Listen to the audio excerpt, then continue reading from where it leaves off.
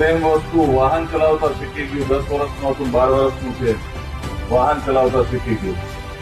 તમારા બાળકને કોઈ ટપલી મારે તો ચલાવી લ્યો છો?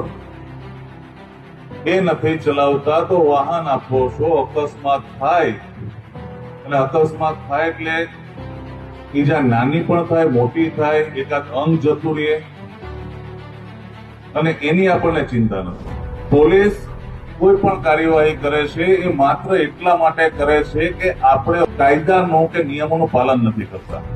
જ્યાં સુધી આપણે આપણી ભૂલને નહીં જોઈએ ત્યાં સુધી આ વસ્તુ, આ સિસ્ટમ નહીં સુધરે. જુનાગઢના રોડ પર ક્યાંય અંડર એજ બાળક